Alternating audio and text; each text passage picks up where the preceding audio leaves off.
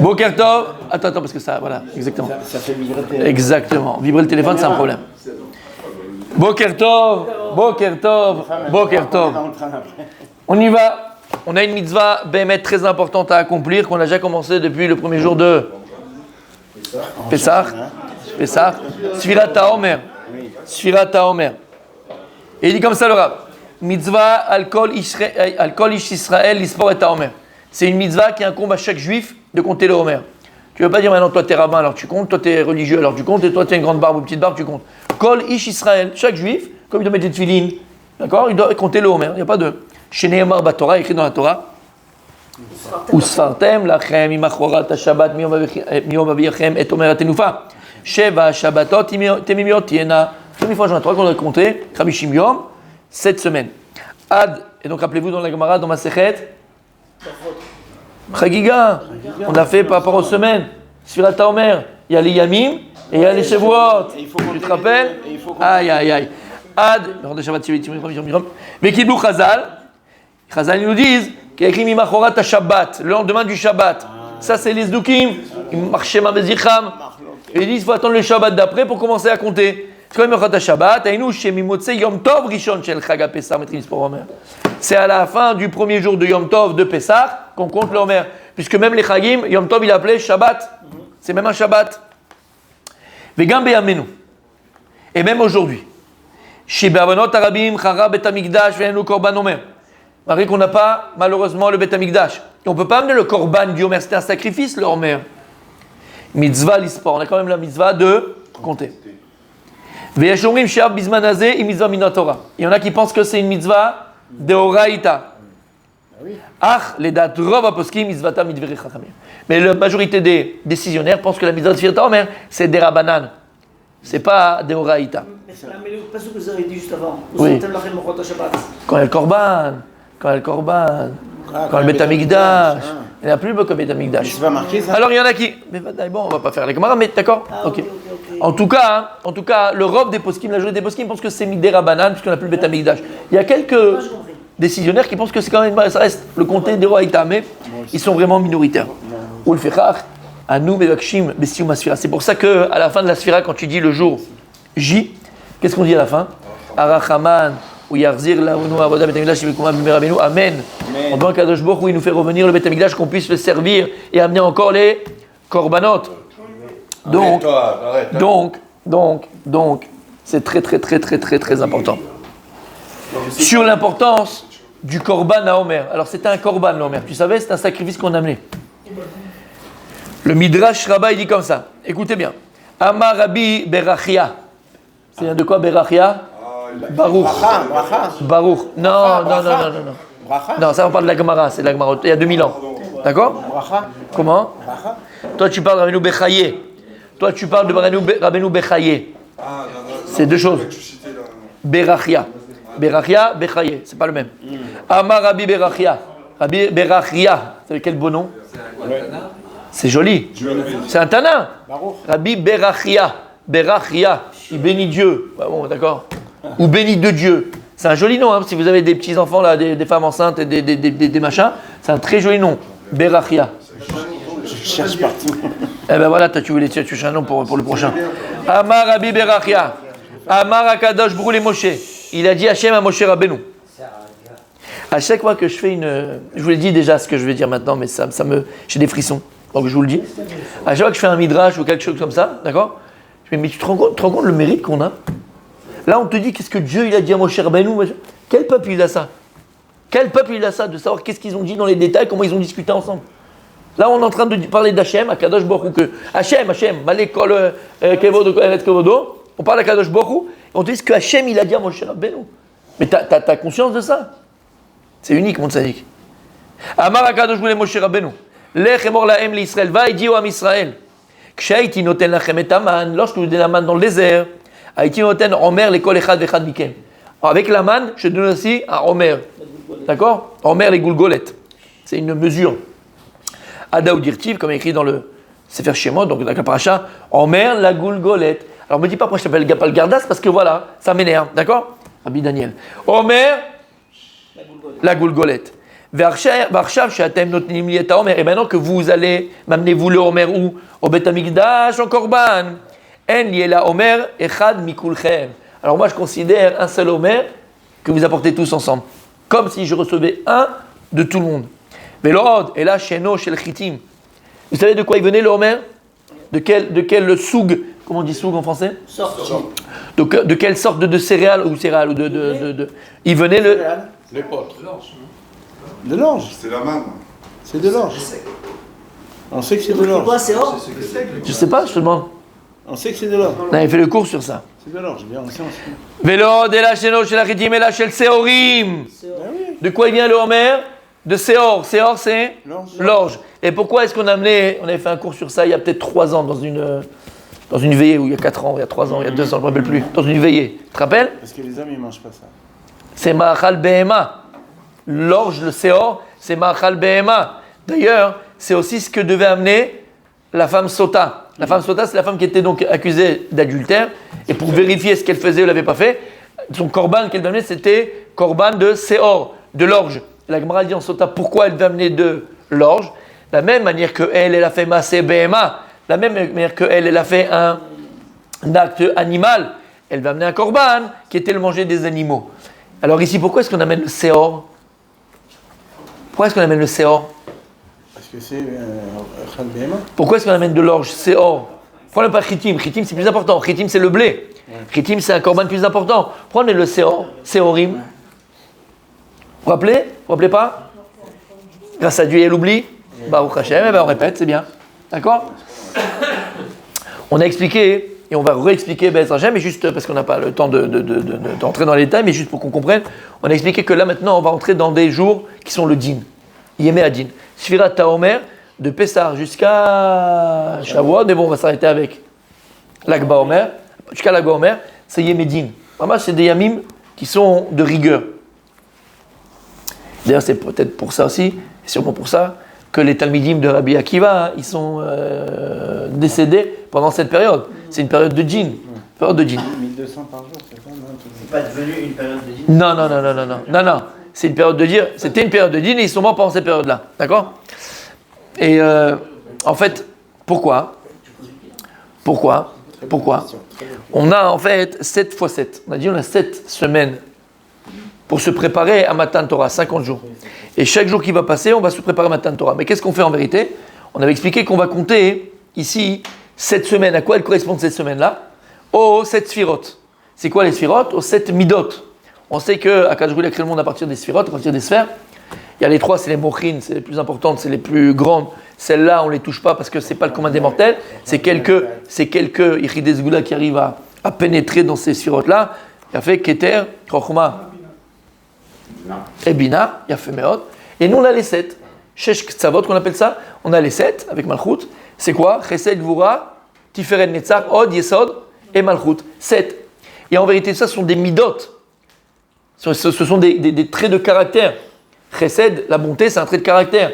Gvura, la rigueur, c'est un trait de caractère. Tiferet, l'asma, c'est un trait de caractère. Toutes ces choses-là, c'est en fait l'équilibre.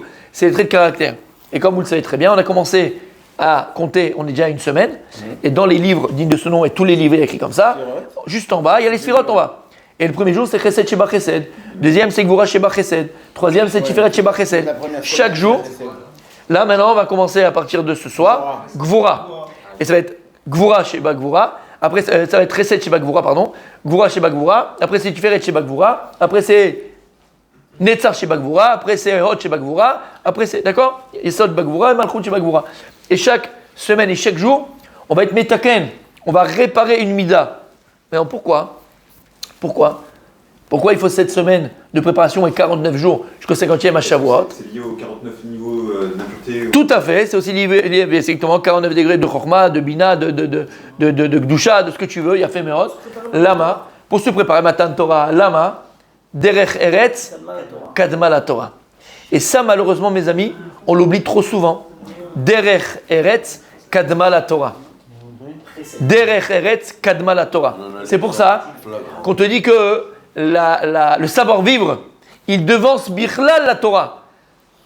D'abord, c'est le savoir-vivre. Et après, tu as la Torah. Si tu n'as pas de savoir-vivre et tu prends et tu étudies la Torah, tu seras Naval Birshut la Torah. Tu seras un sale dans la Torah. Derech Eretz Kadma la Torah. La préparation à Matan Torah. Si je prétends recevoir la Torah, s'il n'y a pas de Derech Eretz, s'il n'y a pas le travail des Midot, s'il n'y a pas un travail personnel, ça ne sert à rien. Et un des Derech Eretz, c'est quoi?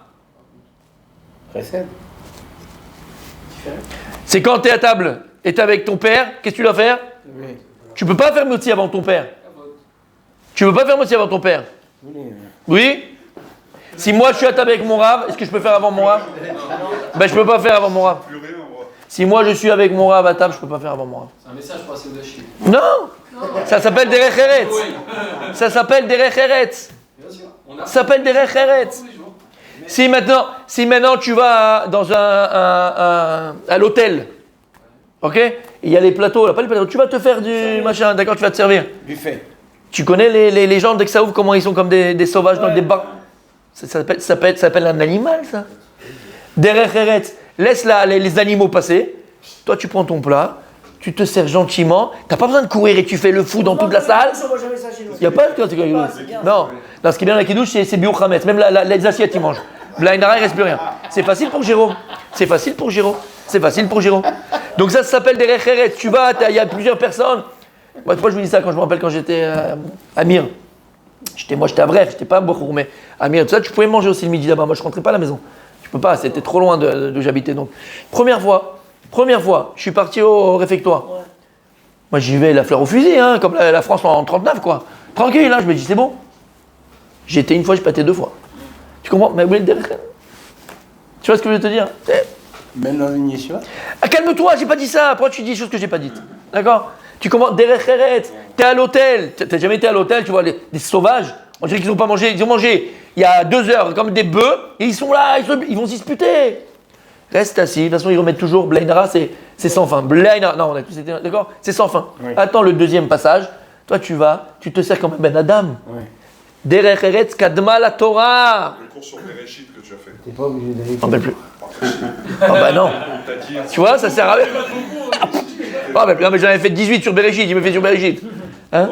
On a retenu ça. Quoi? Le cours sur Bereshit, tu as dit que avant même de recevoir la Torah, d'abord il y a eu le Derech Eretz. Il a fait, sûrement. Voilà, c'est ça. C'est ça. Ah, bah oui, c'est ça.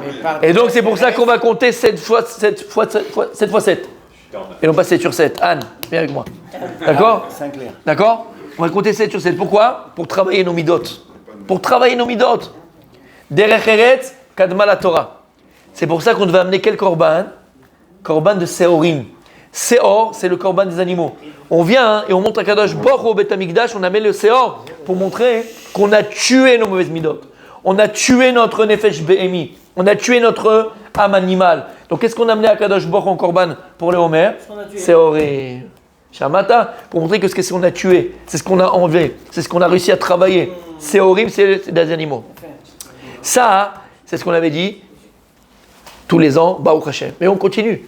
Et ce qu'on a redit encore, c'est quoi? Pourquoi si c'est horrible? On a expliqué que c'est des jours de din. D'accord? C'est des jours de rigueur. Puisqu'on doit travailler sur le midot, c'est des jours où on doit être sérieux, c'est des jours où... Pourquoi est-ce que les Kohanim doivent avoir la boule à zéro? Au Beth Amikdash, les Kohanim, ils devaient être entièrement rasés. D'ailleurs, c'est ce qu'il a dit Korach à Moshe Rabbeinu. Il est arrivé Korach chez lui, il était complètement rasé parce que c'est un Lévi. D'accord? C'est un Kohen. Il était rasé, sa femme s'est moquée de lui, il dit regarde, il dit, regarde comment Moshe Rabbeinu a fait de toi, on dirait un pecno, on dirait un machin. Elle s'est moquée de lui. Avec plaisir. Elle s'est moquée de lui. Ben oui, il était complètement la boule à zéro, tout rasé. Pardon, pourquoi est-ce que le Kohanim devait se raser entièrement? Pas de poil, aucun poil, la totale, mon sadique. Pour la compétition de natation. Pourquoi? On a dit ça. Il a dit dans le cours, il n'y a pas de... On l'a dit, et voilà, je l'ai dit. Ouais. Il a dit. Ouais. Les Kohanim aujourd'hui, c'est Chesed. La Mida des Kohanim, c'est Chesed. C'est pour ça que les Kohanim ne peuvent pas s'impurer pour les morts. Ils ne sortent pas que pour les 5 proches, mais ils ne peuvent pas se... Lama, c'est l'antithèse de la mort. Il en passe d'un cimetière, un Kohen.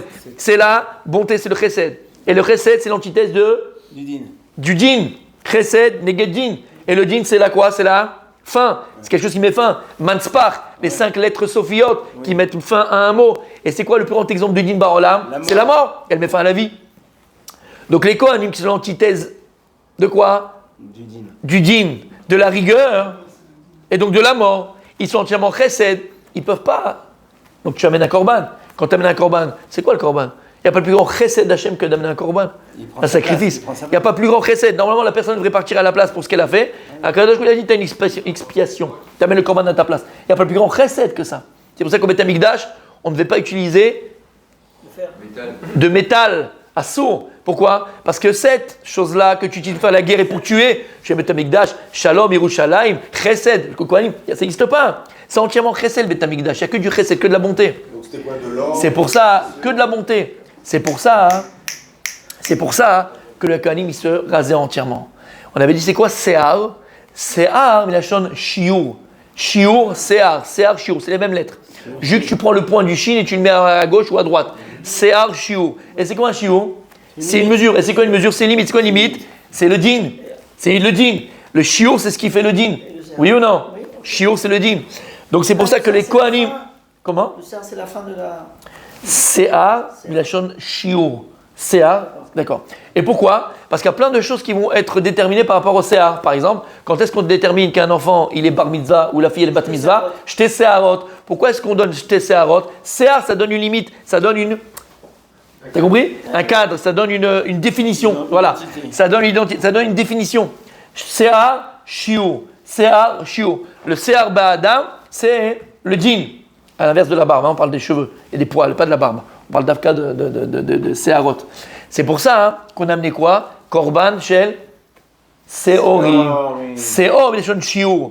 Seor, les shon Shiur. Parce que là, maintenant, s'arrête le din. Et commence quoi? Matan Torah commence là, Rachamim. En plus, le Homer, c'est un shiur. Homer, c'est un Shiur, exactement. Mais Seor, les shon Shiur. Parce que là va s'arrêter le din. Le din. Comment? La garde, on la garde. La barbe, c'est au contraire. C'est la bonté, c'est l'abondance, c'est tout ce que tu veux. C'est le shefa, c'est le. En hébreu, poil, c'est Seah. Seah, bien sûr, une shiur. Parce qu'il y en a un shiur. Même les poils, ils ont un shiur. Même, on dit qu'il n'y a pas un poil qui peut prendre, il n'y a pas un cheveu qui n'est pas alimenté que par lui-même. Il n'y a pas un cheveu qui prend une alimentation de l'autre cheveu. Chaque poil, il a sa racine. Voilà ce que je cherchais moi. Chaque poil, il a sa racine. Donc, il est mesuré. Et chaque poil reçoit la mesure pour qu'il puisse pousser. Donc, Seah, shiur. C'est pour ça qu'on a amené le korban de Seorim. Parce que ça a démontré ici la fin du quoi? Du din. Shamata, il a fait. Magnifique. T'as compris? Il a fait. Je continue, non, on fait après, plus tard. C'est bien, on est bien parti. Non, les autres jours. Alors si Rudy il veut qu'on continue, on continue un tout petit peu. D'accord? Mais il se comprend quand même. D'accord? Oui, bah oui, c'est ça. Il a fait merde. Elle est fermée la plage. C'est pour ça, hein, à l'inverse, il y avait ce korban à Shavuot lui-même. Qu'est-ce qu'on amenait? Chitim. À Shavuot, on amenait quoi? Des chitim. On amenait du blé d'Afka. Donc le Homer jusqu'à c'était Seorim. Et à Shavuot, qu'est-ce qu'on amenait? On amenait chitim. D'ailleurs, on décore Chita. la synagogue avec du blé. Comment? Souvent, on décore les synagogues avec du blé. Exactement. On amenait du blé. D'accord? Lama, c'est quoi chita? C'est quoi chita? Oui, il vient de dire chet. Non? C'est quoi chita? Chita qui veut dire le blé? Nourriture, le moti. Oh purée, j'ai une tête, mes amis. Ah, je suis défoncé. Oh, ouais. Ah si, j'ai une seule tête. Tu l'as déjà dit dans un shiur, c'est ça avant? Oui, j'ai déjà dit chita, ouais. Pourquoi je vais pas au shurim? Ça leur sert à rien. Eux, ils viennent, c'est pas la peine que je me fatigue. Hein. Chez moi, c'est sur le moment. Chita. La Gemara dans Masad Brachot, elle dit un enfant commence à parler quand il peut goûter le chita, quand il commence à pouvoir manger du blé. Zesiman, c'est le moment où il commence à parler un enfant. Lama, makara. Alors c'est joli, c'est mignon, d'accord, mais ça t'apprends ça au gan. Chita, ça a la mairie de combien? 22. Combien on a de lettres dans l'alphabet? 22. Shamata. Maintenant, c'est quoi les lettres de la Torah? Rappelez-vous le cours qu'on avait fait. C'est quoi les lettres de la Torah? C'est quoi les 22 lettres de la Torah? Non, vous vous rappelez pas? Quand Akadosh Baruch Hu il a donné la Torah, au départ la Torah elle était... Au départ, lorsque Dieu a donné la Torah elle était... Chiffre. Infinie. Elle était sans fin. C'était une lettre après l'autre. Il n'y avait pas de coupure dans la Torah. Ça n'existait pas. Il n'y avait pas d'espace. La Torah elle était infinie. Elle est 22 lettres et la Torah elle était infinie. Infinie, infinie, infinie, infinie. Il n'y avait pas de coupure. Quand est-ce que la coupure elle est arrivée? Lorsque Dieu a donné la Torah entre guillemets à Adam Arishon, la Torah qui était donnée à Adam Arishon, c'était une Torah sans coupure. Une lettre après l'autre, 22 lettres de la Torah qui formaient un après l'autre, tac, tac, tac, tac, tac, tac, comme des codes, d'accord? Alors, collez-y. Les lettres, pas... collées une à côté de l'autre. Il n'y avait pas comme ici, là, tu as de l'espace entre les mots, ça fait des mots, ça fait des phrases, une après l'autre.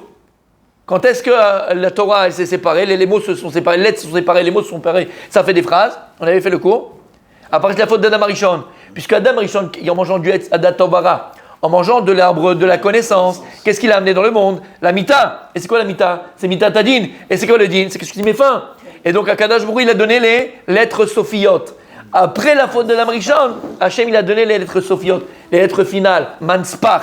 Et là, ça a coupé la Torah, comme on l'a aujourd'hui. Mais à la base, au départ, la Torah elle était Un seul mot. infinie. C'est-à-dire que les 22 lettres de la Torah, à quoi elles font référence? Elles font référence à quoi? À l'infini, au chesed, à la rachamim, à l'antithèse même de la rigueur. C'est pour ça que on va amener le korban de, entre guillemets, Omer, quand on le Omer de Seorim. Seorim, c'est quoi? C'est par rapport à tous ces jours-là qui étaient la rigueur. Quand on arrive à Shavuot, le 50e jour, qu'est-ce qu'on va amener? On va amener de Chita. Chita, c'est 22 lettres de l'alphabet, c'est l'infini, c'est la Rachamim. Pour montrer qu'à partir de maintenant, c'est fini, le Midatan, il est terminé, on arrive dans la Rachamim. C'est ça qu'on met de Chita. Et c'est ça qu'on dit qu'un enfant, il commence à parler, il commence du Chita. Chita 22, et c'est quoi? Il parle avec quoi? Avec les 22 lettres de l'alphabet. Alors, comme Rudy est fatigué, on s'arrête maintenant, mais on a compris quelque chose de magnifique. Magnifique.